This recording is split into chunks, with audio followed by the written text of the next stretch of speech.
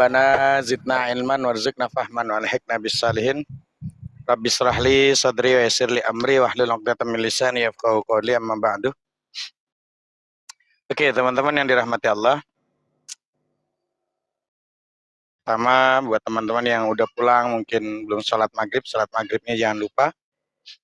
Dan lakukan yang bisa dilakukan untuk ibadah dengan baik, dengan benar, semua syarat rukunnya dipelajari. Teman-teman yang dirahmati Allah, lanjut kita ketika dalam hal menghadapi segala kegagalan, penderitaan, rasa sakit, teman-teman yang dirahmati Allah. Suara saya tapi kedengaran ya teman-teman, nggak ada ini ya. Saya coba tes 1 2 3. Tes 1 2. Aman ya? Aman. Teman-teman yang dirahmati Allah, ketika kegagalan itu menghadang, coba lagi, karena setiap upaya adalah langkah menuju keberhasilan. Nah, ketika kita berjalan melalui kehidupan ini, seringkali itu kita menemui rintangan dan kegagalan yang membuat kita terhenti sejenak. Tapi reaksi kita terhadap kegagalan ini menentukan arah dan jalan hidup kita ke depan. Bagi sebagian orang, kegagalan itu bisa menjadi batu sandungan yang membuat mereka tuh menyerah dan mengakhiri upaya mereka.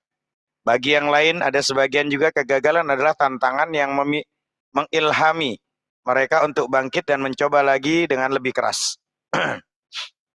Jadi kunci utama adalah menghadapi kegagalan adalah sikap mental kita. Ini bukan tentang seberapa sering kita jatuh, tetapi seberapa cepat kita bangkit kembali dari kegagalan tersebut, dari jatuh tersebut. Maka kegagalan adalah bagian alami dari proses menuju kesuksesan. Setiap kali kita gagal, kita mendapatkan kesempatan untuk belajar dari kesalahan kita. Mengidentifikasi area yang perlu diperbaiki dan memperbaiki strategi kita ke depannya. Nah, dalam perjalanan menuju keberhasilan, setiap upaya yang kita lakukan membawa kita lebih dekat ke arah yang benar. Setiap langkah kecil yang kita ambil, meskipun mungkin terasa lambat atau tidak signifikan pada awalnya, adalah bagian dari fondasi yang kita bangun menuju tujuan akhir kita. Ketika kita memiliki tekad dan ketekunan untuk terus mencoba, kita menciptakan momentum yang akan membantu kita mengatasi rintangan-rintangan yang mungkin muncul di sepanjang jalan. Nah, penting untuk diingat bahwa kegagalan bukanlah akhir dari segalanya, melainkan kesempatan untuk memulai lagi dengan cara yang lebih bijaksana. Setiap upaya yang kita lakukan, bahkan jika pada akhirnya tidak mencapai hasil yang diinginkan, membawa kita lebih dekat ke wawasan baru, halaman berharga, dan pertumbuhan pribadi yang tak ternilai harganya, teman-teman. Waalaikumsalam warahmatullahi. Selain itu, menghadapi kegagalan, sikap yang positif dan tekad yang kuat juga membangun karakter dan ketahanan mental kita. Ini adalah pelajaran berharga untuk kita. Duh, kok bunyinya ini? Oh, pencet ya. Selain itu, menghadapi kegagalan, tes teman-teman, ehonya gimana teman-teman? Selain itu, menghadapi kegagalan dengan sikap yang positif dan tekad yang kuat juga membangun karakter dan ketahanan mental kita. Ini adalah tentang mengembangkan kualitas seperti ketekunan, ketabahan, dan rasa percaya diri yang diperlukan untuk menghadapi tantangan yang lebih besar di masa depan. Sebagian narator dalam kisah hidup kita sendiri, kita memiliki kekuatan untuk menulis bagaimana kita menanggapi kegagalan. Kita dapat memilih untuk melihatnya sebagai hambatan yang menghentikan kita atau sebagai kesempatan untuk tumbuh dan berkembang, kawan-kawan. Memilih untuk tidak menyerah saat menghadapi kegagalan adalah tindakan keberanian yang sejati, menunjukkan bahwa kita siap untuk terus berjuang menuju tujuan kita. Kesimpulannya, saudaraku, dalam perjalanan hidup ini, kegagalan bukanlah tanda berhenti, tapi panggilan untuk terus maju. Setiap upaya yang kita lakukan, meskipun mungkin tidak sempurna, adalah langkah. Langkahnya ke arah yang benar. Dengan tekad yang kuat, keberanian untuk mencoba lagi, dan sikap yang positif, kita dapat mengubah kegagalan menjadi langkah menuju keberhasilan yang sesungguhnya, kawan-kawan. Teman-teman yang dirahmati Allah, jangan pernah berhenti ketika kita sudah menemukan kegagalan. Di situ tanda bahwa Allah memberikan ujian-ujian itu sebagai pembelajaran untuk kita. Maka, yuk bangkit lagi, ya, lihat lagi apa yang harus dilihat, apa yang harus dikoreksi. Jangan langsung ketika ada masalah langsung putus asa. La taqnatu min rahmatillah. Jangan pernah putus asa dari rahmat Allah. Ya, itu penting. Maka teman-teman yang dirahmati Allah, banyak hal di dalam kehidupan ini yang mestinya harus kita perbaiki, ya, dan benar-benar diperhatikan sekali. Khususnya kalau di Komal saya kebanyakan adalah akhwat, para wanita, ya. Ingat beberapa hal bahwa kenapa sih laki-laki itu butuh wanita? Ya, banyak sekali pertanyaan-pertanyaan yang, Ustadz, kenapa laki-laki butuh perempuan? Ya, jawabannya, laki-laki soal nafsu itu bisa dibeli. Kalau cuman urusan nafsu, apalagi di Jakarta, mau mulai yang harga 100.000 sampai 200.000, bahkan yang fantastis itu bisa dibeli. Ya, dan ketika laki-laki lapar itu, ya, bisa pergi ke warung, bisa pergi ke warteg, ya, bisa pergi ke rumah-rumah makan. Apa dek? Apa? Aku tampol pala apa? Hah? Nawa. Jadi laki-laki kalau soal nafsu bisa beli. Mulai ada yang 50.000, 100.000, 200.000, bahkan mau cari yang model gimana bisa. Nah, lapar bisa ke warung, warteg, bisa ke nasi padang, gitu loh. Ya. Nah, rumah berantakan bisa bayar ART, membantu bisa. Ya, teman-teman. Tapi ini bukan tentang nafsu, bukan tentang makan atau nyari tukang bersih-bersih rumah. Ini hanya soal tempat pulang yang nyaman ketika sudah sangat lelah, kawan-kawan. Itu sebetulnya. Paham ya? Jadi kalau ditanya kenapa laki-laki butuh wanita, ya. Jadi kalau kami para laki-laki lapar itu bisa ke warung, ya. Nafsu bisa kita beli dari mulai di Jakarta dari 50.000, 100.000, bahkan tergantung.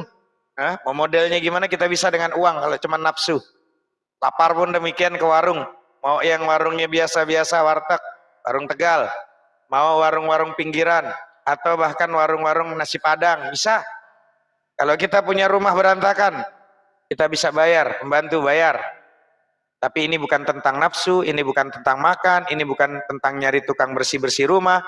Ini hanya soal tempat pulang yang nyaman ketika sudah sangat lelah untuk laki-laki, kawan-kawan. Paham tum sampai sini, teman-teman. Maka berusaha belajar sebagai akhwat, sebagai wanita untuk menjadi bukan cuman menyenangkan, bukan cuman memuaskan, tapi juga menenangkan. Paham ya?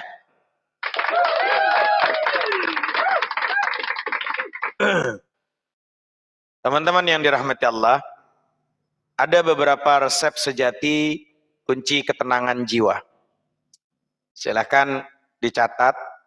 Kalau kita belajar, contoh ala Ibnu Athaillah Al-Iskandari di kitab Hikam. Di sini ada ajaran berdasarkan ajaran Ibnu Athaillah Al-Iskandari dalam kitabnya yang terkenal yaitu Al-Hikam. Kebahagiaan sejati itu tidak terletak pada pencapaian duniawi, tapi pada hubungan batiniah dengan Allah. Ada 7 resepnya. Pertama, menerima takdir dengan lapang dada. Janganlah engkau mencari, teman-teman, kebahagiaan di luar takdir yang telah ditentukan. Kebahagiaan sejati adalah ketenangan hati yang menerima segala ketentuan Allah, baik yang menyenangkan maupun yang menyakitkan. Makanya Ibnu Athaillah mengajarkan kepada kita bahwa banyak penderitaan berasal dari penolakan terhadap takdir. Ketika kita bersikeras bahwa hidup harus berjalan sesuai keinginan kita, kita akan selalu merasa kecewa. Kebahagiaan dimulai saat kita sadar bahwa takdir adalah rahasia Allah yang membawa hikmah. Dan dengan menerima itu hati akan menjadi damai, teman-teman. Itu kunci pertama. Yang kedua, melepaskan keterikatan pada ciptaan. Melepaskan keterikatan kepada makhluk. Janganlah hatimu tergantung pada selain Allah. Hati yang bergantung pada makhluk akan terus dilanda kegelisahan. Karena makhluk memiliki kelemahan dan keterbatasan. Keterikatan berlebihan pada manusia, pada harta atau status, itu sumber utama kekecewaan dan luka batin, kawan-kawan. Karena itu Ibnu Athaillah Al-Iskandari mengingatkan bahwa semua ciptaan itu bersifat fana. Jika kita menggantungkan kebahagiaan pada mereka, kita akan selalu merasa tidak nyaman. Kebahagiaan yang hakiki datang dari ketergantungan penuh hanya kepada Allah Rabbul Jalla Jalaluhu yang maha kekal. Yang ketiga, hidup dalam kesadaran diri, yaitu muraqabah. Sibukkanlah dirimu dengan kesalahanmu sendiri, bukan dengan kesalahan orang lain. Ya. Jadi ini menurut Ibnu Athaillah Iskandari, ketika kita itu pengen mendapatkan resep bahagia yang ketiga, hidup dalam kesadaran diri, yaitu muraqabah. Sibukkan dirimu dengan kesalahanmu sendiri, bukan dengan kesalahan orang lain. Ya. Banyak ketidakbahagiaan muncul dari kebiasaan membandingkan diri dan mengkritik orang lain. Nah, Ibnu Athaillah Iskandari mengajak kita untuk mengalihkan fokus kita dari luar ke dalam diri dengan terus-menerus mengintrospeksi dan memperbaiki diri sendiri. Kita tidak hanya menjadi pribadi yang lebih baik, tapi juga menemukan ketenangan karena kita berhenti menilai dan menghakimi orang lain. Itu yang ketiga. Yang keempat, kata Ibnu Athaillah Iskandari, kebahagiaan itu menemukan ketenangan dalam kesendirian bersama Allah. Teman-teman, ketenanganmu datang dari kesendirianmu bersama Allah, bukan dari keramaian di antara makhluk. Di tengah hiruk pikuk kehidupan, kita sering merasa kesepian meskipun berada di tengah keramaian. Ibnu Athaillah Iskandari mengatakan, mengajarkan kepada kita bahwa kebahagiaan tidak datang dari banyaknya teman, tetapi dari kualitas hubungan spiritual. Ya, mencari waktu untuk beribadah, berzikir, atau merenung secara pribadi dengan Allah adalah cara untuk menemukan kedamaian batin yang sejati. Itu yang keempat. Yang kelima, memandang setiap musibah sebagai anugerah. Kata Ibnu Athaillah Iskandari, memandang setiap musibah itu sebagai anugerah. Musibah datang kepadamu agar engkau tidak terhijab oleh kenikmatan, kawan-kawan. Ketika kita terus-menerus berada dalam kenikmatan, hati bisa menjadi lalai dan jauh dari Allah. Musibah menurut Ibnu Athaillah Iskandari adalah hadiah yang dikirimkan oleh Allah untuk mengingatkan kita akan kerapuhan diri dan ketergantungan kita kepada Allah. Dengan pandangan ini, kita tidak lagi melihat musibah sebagai hukuman, tapi sebagai kesempatan untuk kembali mendekatkan kepada Allah diri kita yang pada akhirnya membawa kebahagiaan spiritual. Banyak di antara kita posisi lagi banyak duit, ya, lupa jamaah, lupa tahajud, lupa duha, lupa zikir, lupa baca Quran. Tapi pada saat kita itu dibikin anjlok, dibikin nggak punya uang, deposit habis, dibohongin orang, ditipu orang, apa yang terjadi? Baru kita mengeluh kepada Allah. Jangan-jangan itu cara Allah, ya, mengingatkan kita agar di situ jadi anugerah. Kau ingat aku, jangan kau ingat uangmu, nanti ku kasih lagi. Bahasa Allah demikian, teman-teman. Itu. Jadi menganggap, memandang setiap musibah itu sebagai anugerah. Dengan adanya musibah, makasih Allah, aku jadi ingat engkau. Begitu. Ya. Yang keenam, ikhlas dalam beramal dan tidak mengharapkan pujian. Sebagian dari kebodohan kita kadang-kadang adalah ketika engkau beramal untuk Allah, namun engkau berharap pujian dari ciptaannya. Betul nggak? Banyak di antara kita tuh kayak gitu tuh.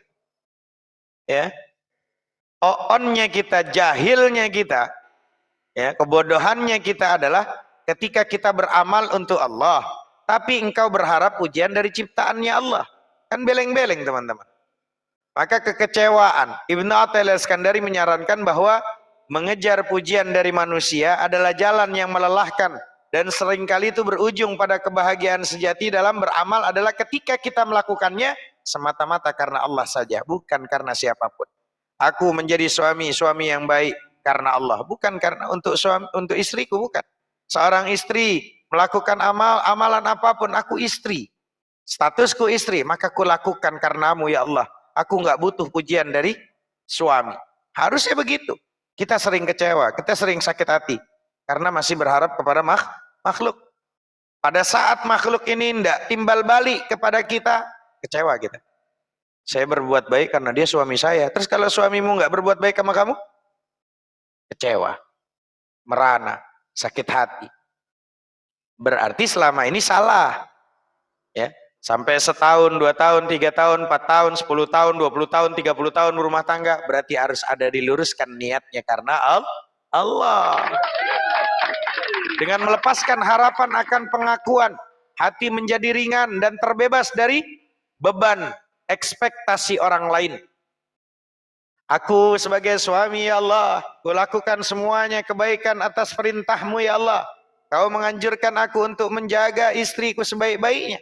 Tiba-tiba istri leweng. Tiba-tiba istri gak beres. Sudah. Yang penting kita beres. Istri gak beres, urusan dia sama Allah. Kita gak kecewa. Kita lakukannya karena Allah.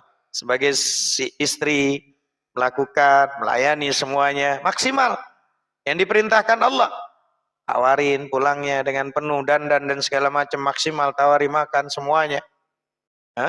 Karena Allah. Karena ini perintah Allah. Aku berbuat baik kepadamu, Mas, karena Allah. Ya. Tapi kalau kita berbuat baik kepada dia karena berharap supaya dia baik lagi sama kita, siap-siap kecewa, teman.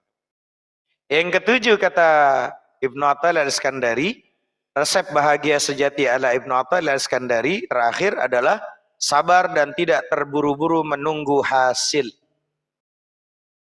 Sabar dan tidak terburu-buru menunggu hasil. Kadang-kadang Allah menunda pemberiannya kepadamu agar engkau lebih merindukan Allah. Bukan untuk membuatmu putus asa. Banyak orang merasa tidak bahagia karena doa-doa mereka belum terkabul. Ibnu Athaillah Iskandari mengajarkan bahwa penundaan itu adalah bagian dari rencana ilahi. Allah ingin kita lebih gigih dalam doa dan lebih merindukan Allah segala-galanya. Jadi ketika dia berdoa, tiba-tiba doanya tidak dikabulkan, maka dia sangat gembira lagi. Sangat gembira ketimbang doanya dikabulkan.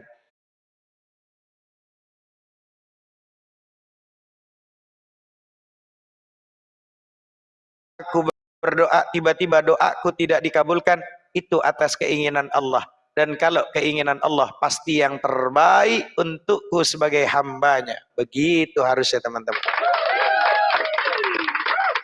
Kalau doaku terkabulkan karena itu keinginanku, tapi kalau tidak dikabulkan itu keinginan Allah Sang Maha Cinta. Dan kalau dari Sang Maha Cinta pasti yang is the best dan yang terbaik untukku, teman-teman. Begitu. Ini kan kagak beleng-beleng, udah madein Indonesia lakinya, bininya madein Indonesia. Sedihnya udah kayak madein Korea. Iya. Istri madein Indonesia, suami madein Indonesia, nangisnya udah kayak madein Korea. Udah kayak nggak ada lagi di dunia ini, cuman dia doang. 7 hari 7 malam ngerendam, 7 sumur pula. Beleng-beleng. Ya, yuk upgrade diri kita semuanya. La ilaha illallah. Udah, kalau karena Allah semuanya enak, keren. Segala sesuatu yang lillah keren. Aku ngaji, aku nggak berharap pujian dari Satanapi kok. Aku tahu Satanapi nggak bakalan muji juga, karena aku murid yang on, nggak pernah pinter-pinter. Aku ngaji ya karenamu, ya Allah. Mau pinter kayak mau kagak kan engkau Tuhanku. Ya, aku niatnya lillahi ta'ala ngaji, mau pinter mau kagak. Satanapi aku dibilang on, nggak mungkin Satanapi bilang benar, karena memang aku on terus. Karena aku nggak butuh pujian dari Satanapi. Wah, keren kalau kayak gitu. Lillahi ta'ala. Apain dapat pujian dari Satanapi? Satanapi cuman makhluk. Aku hanya butuh Allah. Aku beribadah, aku ngaji, aku belajar. Walaupun memang nggak pinter-pinter, itu karena Allah. Lakukan karena Allah. Mau diomelin terus, emang udah kerjaannya Satanapi ngomel. Jadi aku nggak peduli. Ya. Justru aku takut kalau Satanapi nggak ngomel. Sakitkah guru kita? Kan gitu. Oh, Dende biasa ngomel, kenapa nggak ngomel? Sakit kan Satanapi? Kan begitu, teman-teman. Jadi belajar semuanya lillah. Ngaji lillah, nuntut ilmu lillah, jadi suami lillah, jadi istri lillah, belajar lillah, kerja lillah, capek lillah, seneng lillah. Nah, kan keren. Ya. Yuk, siap mulai dari lillahi ta'ala semuanya. Innas salati wa nusuki wa mahyaya wa mamati lil.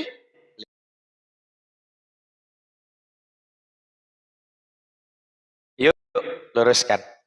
Luruskan betul-betul salatnya, ya. Salat-salatnya itu dari mulai fi'linya, qaulinya, qalbinya. Ayo, benerin. Ya. Itu namanya ada tanda-tanda dari bekas-bekas salatnya, bekas-bekas sujudnya, bekas-bekas berdirinya, bekas-bekas bacaannya. Maka mendirikan salat, kalimatnya aqimis salat, dirikan salat. Mendirikan salat bukan saat di atas sejadah saja. Mendirikan salat bukan saat di dalam masjid saja. Mendirikan salat bukan saat kau di dalam musalla saja, saat takbir Allahu Akbar. Kan?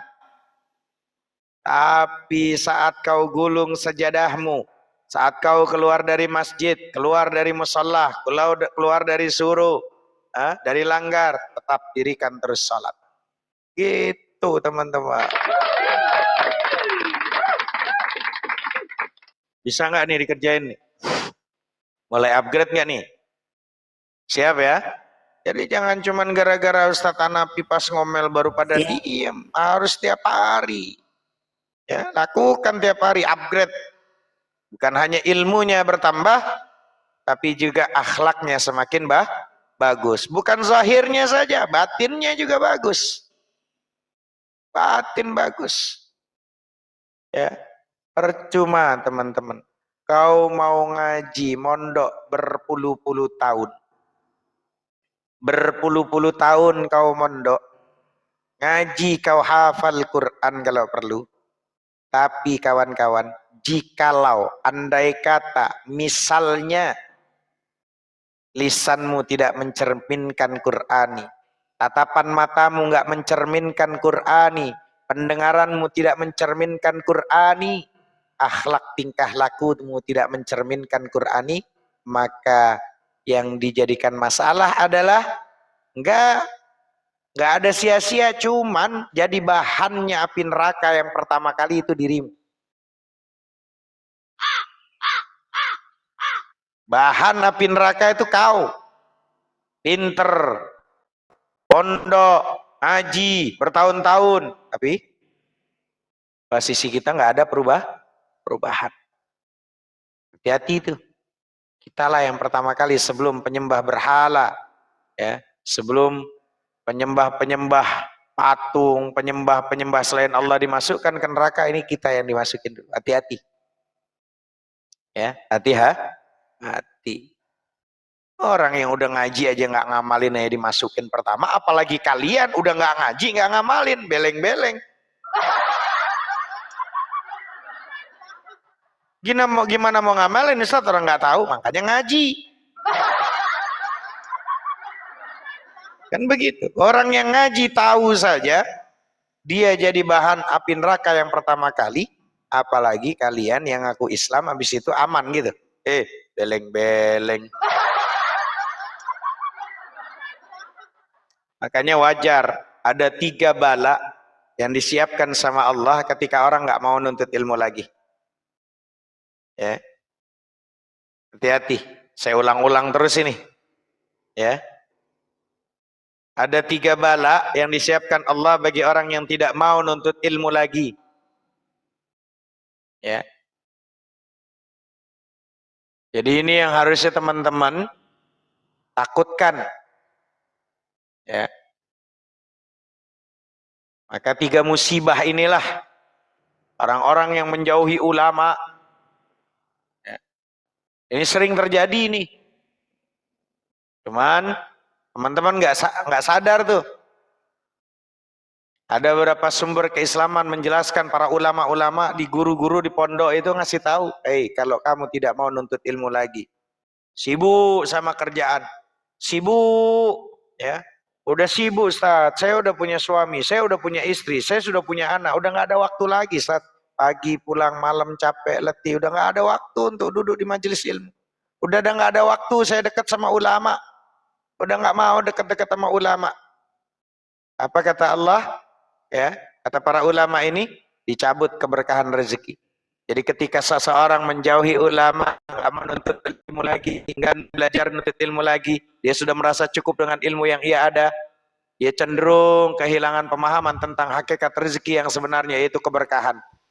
Rezeki bukan hanya tentang jumlah materi, tapi juga manfaat dan ketenangan yang didapat darinya.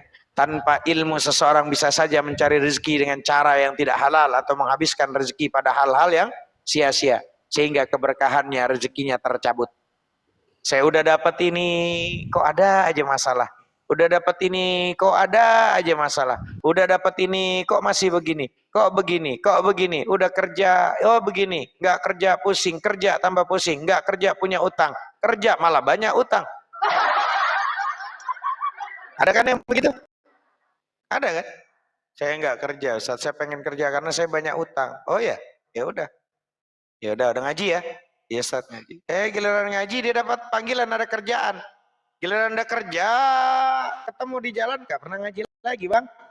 Iya Ustaz udah sibuk. Gimana kerjaan enak? Ya Allah Ustaz, saya dapat kerjaan malah utang malah tambah banyak. Dicabut keberkahan rezekinya.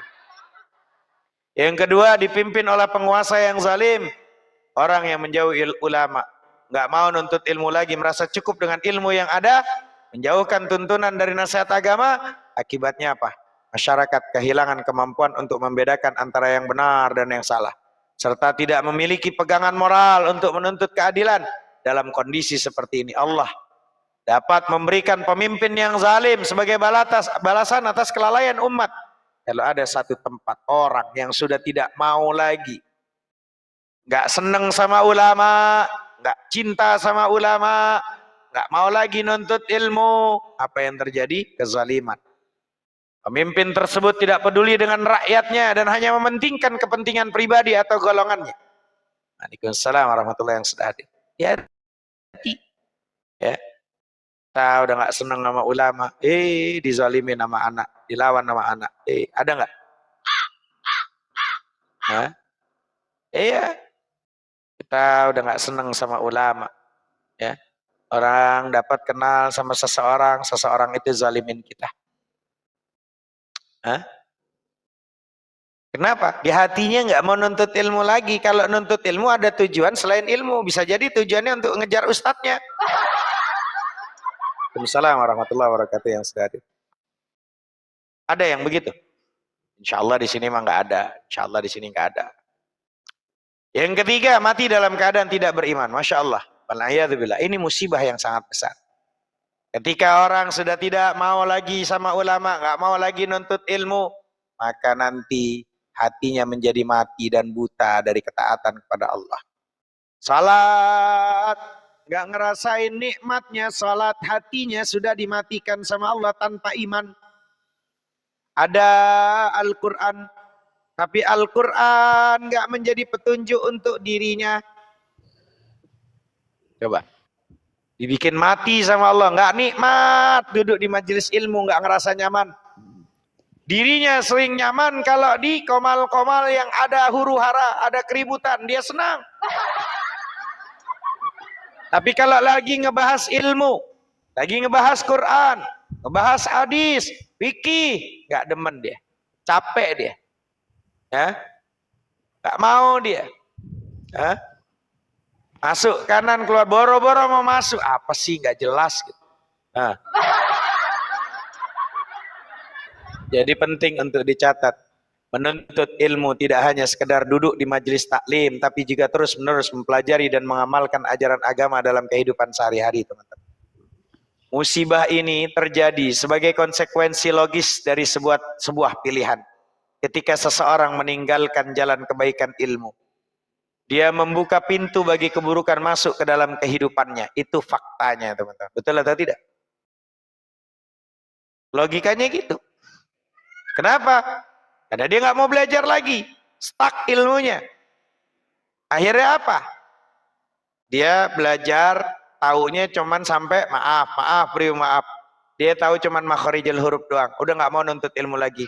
Yang diajarin murid-muridnya boro-boro mau sampai ke idghamnya, idharnya, ikhfa'nya, iklabnya. Lawang dia taunya cuman alif-alipan. Kenapa? Dia udah merasa, udah saya nggak perlu belajar lagi, saya nggak perlu ngajak nuntut ilmu lagi, orang saya udah bisa ngaji Quran. Yang kasihan muridnya yang nganggap dia ustadz itu udah stuck, nggak lanjut lagi, taunya di situ. Akhirnya apa? Yang santri di bawahnya juga begitu, gurunya aja nggak mumpuni, tahu-taunya di belakangnya, di bawah muridnya lebih parah lagi. Apalagi cucu muridnya lebih parah lagi. Akhirnya musibah. Musibah akhirnya. Syukran, darasa. Musibah yang terjadi. Nah, ini harus ada kehati-hatian. Hati-hati, teman-teman. Yuk. Ya, cinta nuntut ilmu. Cinta sama ulama. Duduk di majelis ilmu. Kenapa? Supaya kamu nggak dicabut keberkahan rezekinya. Ya. Waalaikumsalam warahmatullahi wabarakatuh yang sudah hadir semua. Nggak dicabut. Ya. Setelah itu kamu nggak masuk ke lingkungan yang terzalimi. Ketemu ini aneh, gue ketemu di Komal ini malah ngejelimet semua. Ya mudah-mudahan Ustaz Hanafi ngajarin murid, kok muridnya pada zalim semua gara-gara Ustaz Hanafi nggak belajar lagi kali ya. Takutnya begitu, takutnya. Kan kita muhasabah. Saya apa karena saya nggak, saya masih belajar kok sama guru saya masih teleponan tiap malam ngaji, tiap malam mutola'ah, tiap malam mudzakarah, hanya sama santri-santri yang udah paham nih gimana ya, maksud nih gimana, terus ngaji. Oh enggak ya, tapi kok santri saya kok malah lebih parah daripada kuntilanak ya. Umpama nih, apa saya yang salah, apa santrinya saya yang salah? Ini jadi muhasabah, ya. Tapi saya nggak pernah mimpin murid-murid saya, nggak pernah terzolimi, cuman kalau ngajinya aja giliran pas dilihat, kalau masih kecil dulu tuh ngelihat Iqra atau Juz Amma itu udah berlinang air mata semuanya. Tapi sekarang giliran di TikTok by online, apa yang terjadi? Kalau by online, apa yang terjadi? Yang ada malah dia tahu mau baca, dia udah dilatih sebelumnya ngaji sama Ustaz Hanafi, udah diulang-ulang. Dudan danidadna minal mudni madidan danida zudan danidadna minal mudni madidan danida zuzan zanizazna minal muzzi mazizan zaniza jujan janijajna minal mujji majijan janija. Yuk sekarang baca. Lancar dia sebelum dites. Giliran murojaah pas giliran ngaji, oh hilang udah. Udah belagak bindeng dah. Apa lu? Ulang. Nah ini beda. Apalagi nggak tahu. Udah belum ngaji, udah ditakut-takutin sama yang udah ngaji. Jangan kau mau ngaji kau sama kita. Siap mental dulu. Nggak jadi daftar. Dia niatnya mau ngaji jadi nggak jadi. Kenapa? Ustadznya galak. Galak. Boro-boro. Ngajinya lama nggak sih? Enggak, cuma 1 jam. Iya, ngajinya 10 menit, gibahnya 50 menit. Kenapa? Ngomelinnya nggak kelar-kelar. Ketika kita belajar makharijul huruf, kan keren kalau umpama guru nggak mau, dia nggak mau belajar lagi, stuck sampai situ. Kenapa? Dia taunya cuma alif ba ta sa jim ha kha dal dal ra zai sin sin shad dad ta za ain ghin fa qaf kaf lam mim nun waw ha ya lam alif hamzah, taunya sampai situ. Gak mau dia upgrade nambah ilmu lagi, gak mungkin dia tahu tentang makharijul huruf. Gak akan mungkin tahu dia. Mana mungkin bisa tahu? Dari mana dia bisa tahu? Gak paham. Apa yang dimaksud nanti posisi dari belajar yang namanya a, i, u, ba. Namanya itu huruf apa? Gak mungkin dia memahami. Karena dia taunya cuma latihannya di situ saja. Ya. Coba tanya. Bagaimana? Apa yang dipelajari Ustadz? Apa itu asqal halqi? Apa asqal halqi? Ujung tenggorokan bagian dalam. Apa saja asqal halqi? Ada hamzah alif atau hamzah atau alif sama saja, lalu ha. Bagaimana cara bunyinya? Ujung tenggorokan bagian dalam. A i u ba u an ani a na minal mu'ni ma i an ani a. Terus apa yang kedua? Ha.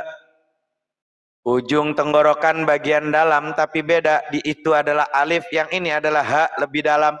Ha hi hu ba hu han hani ha na minal muhni mahihan haniha. Ada diajarin di pondok, di sekolah-sekolah umum biasa. Nggak ada beleng-beleng. Tahassus, tambah ilmu. Lalu bagaimana dengan huruf? Ada askal halki, ada safawiyah. Apa itu safawiyah? Menempelnya antara bibir atas dan bibir bawah. Apa saja? Mim dan ba. Lalu apa saja? Apalagi safawiyah? Ujung gigi atas dan bibir bawah. Apa itu? Fa. Antara apa lagi? Antara bibir atas dan bibir bawah, yaitu wawu. Itu safawiyah. Berarti ada berapa safawiyah jumlahnya? Ba, fa, mim, wawu. Babi bubab buban bani babna minal mubni mabiban bani ba. Apalagi safawiyah? Fa, fa fi fu baf fufan fani fafna minal mufni mafifan fani fa. Apalagi safawiyah? Mim, ma mimu bam mu mam mami mam minal mumni mami man manima. Apalagi? Wawu, wawi wubau wan wani wauna minal muni mawi wan wani wa. Ada di pelajaran yang sekarang lagi dipelajari teman-teman ngaji. Beleng-beleng gurunya. Hah? Beleng-beleng gurunya yang begitu. Ada 12 karakteristik daripada huruf. Ada aksal halqi, ada safawiyah, ada nata'iyah, ada namanya tarful lisan wa tarfut tanayal ulya, ada yang namanya wasful lisan, ada yang namanya wastul halqi, ada yang namanya min hafatil lisan, ada yang namanya adnal halqi, ada yang namanya usuliyah, ada yang min afwalil hafatil lisan, ada yang namanya askal lisan, ada yang namanya askal lisan min asfali, ada yang namanya min ra'sil lisan. 13.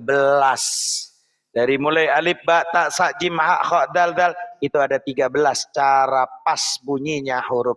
Tiba-tiba nggak mau nambah lagi nih orang ngaji nih. Taunya cuman alif ba ta sa, alif fathah, alif kasra, i alif doma u a i u. Taunya itu aja. Ba fathah ba kasra bi ba doma bu ba bi bu. Ta fathah ta kasrati ta domatu ta titu. Oke, sekarang kalau yang baris 2, alif fathatain, an alif kasratain, in alif domatain, an in un, ba fathatain, ban ba kasratain, bin ba domatain, bun ban bin bun. Ta fathatain, tan ta kasratain, tin ta domatain, tun tan tin tun. Ta fathatain, san ta kasratain, sin ta domatain, sun tan tin tun. Bagaimana supaya letak hurufnya pas? Belajar yang namanya posisi makharijul, sifat-sifat daripada keluar makharij, keluarnya al-huruf, makharijul huruf, keluarnya huruf. Itu belajar. Saya nggak ada sempat lagi, waktunya saya udah punya suami, saya punya istri, saya punya anak. Giliran nanti dikrotes-krotes sama malaikat, udah dirujak loh sama malaikat baru. Saya kembaliin ke dunia mau ngaji lagi. Beleng-beleng.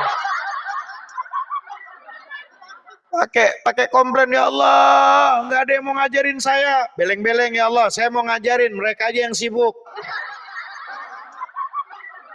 Ilmu itu didatangi. Al-ilmu yu'tawalayati, ilmu itu didatangi, bukan posisi mendatangi kamu. Gayung ke sumur apa sumur ke gayung? Beleng-beleng. Kalau gayung posisinya yang harus ke sumur, bukan sumur datang ke gayung. Ya. Capek juga kalau marah-marah pakai ilmu ya teman-teman. Ya Allah, sabar Ustaz, sabar. Iya, kadang kita ngelihat ya Allah, dari dulu sampai sekarang umur udah berapa? Masih ngaji, nggak apa-apa. Terlambat masih lebih baik daripada tidak sama sekali. Dihitung sama Allah kelalaian-kelalaian kemarin. Saya mau ngaji lagi Ustaz. Oh, itu yang kemarin-kemarin itu ada kegagalan-kegagalan, ganjarannya dibalik, didobelkan sama Allah. Kenapa? Coba lihat Ibnu Hajar al-Asqalani Eh, ada Ibnu Hajar al-Asqalani, coba udah tua tapi masih mau ngaji lagi. Udah 60, 70 masih ada teman-teman yang udah 60, 70. Jangan Nggak ada. nyindir, Ustaz, langsung. Iya, masih mau ngaji lagi. Ibnu Hajar.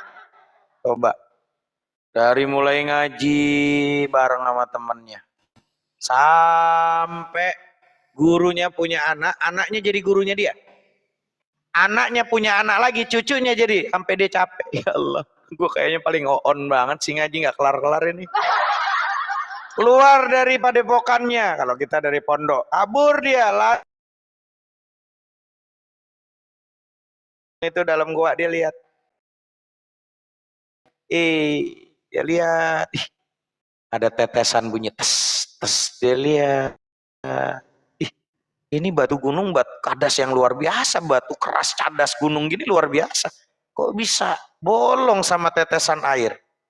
Air ini kan nggak keras, kok bisa sih membolongi air? Maka di situ dia, saya berarti kurang istiqomah, saya masih kurang lama. Ini nggak mungkin batu ini bisa bolong sama tetesan air ini kalau cuma sehari 2 hari. Pasti udah puluhan tahun dia. Maka saya kurang lama. Supaya saya punya hati pikiran bisa cair sama ilmu dari guru-guru saya. Oh, ditekunin sama dia. Hah? Akhirnya jadi ulama besar, Ibnu Hajar al-Asqalani. Masya Allah.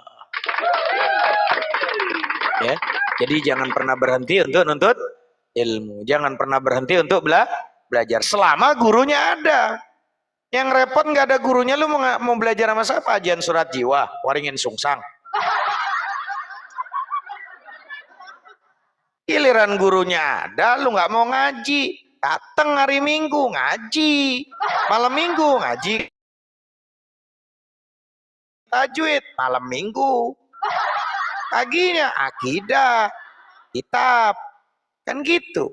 Malamnya kajian tentang kehidupan, apapun di situ. Ini ujung-ujungnya giliran kita buka komal, ujung-ujungnya ditanya hukum mulu, fikih mulu. Ustaz, hukumnya apa Ustaz? Dosa apa enggak Ustaz? Hukumnya apa Ustaz? Akhirnya pikirannya, hatinya karena belajarnya fikih duluan akhirnya keras, neraka. Ini gimana? Salah lu, neraka lu. Udah kayak dia aja yang punya kunci neraka tuh. Udah kayak punya orang dalam. Ya, salah lu, nah, neraka lu, nggak bakalan masuk surga lu. Beleng-beleng. Kenapa? Ngajinya salah. Awalnya yang dipelajarin apa? Tentang salah benar. Harusnya apa pelajari? Komplit semuanya. Udkhulu fisilmi kafah. Masuk dalam Islam seutuhnya. Semua pelajari. Jangan cuma masuk kajian, satu hukumnya apa? Satu hukumnya apa? Satu hukumnya apa? Beleng-beleng. Ngaji Qurannya masih belepetan.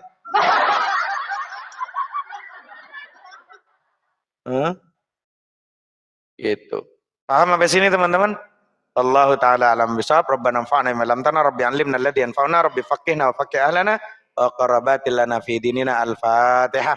A'udzu billahi minasyaitonir rajim. Bismillahirrahmanirrahim. Alhamdulillahi rabbil alamin arrahmanir rahim maliki yaumiddin. Iyyaka na'budu wa iyyaka nasta'in. Ihdinas siratal mustaqim. Siratal ladzina an'amta 'alaihim ghairil maghdubi 'alaihim waladdallin. Amin. Mudah-mudahan bermanfaat supaya memotivasi kita malam ini untuk mau upgrade, mau ngaji lagi.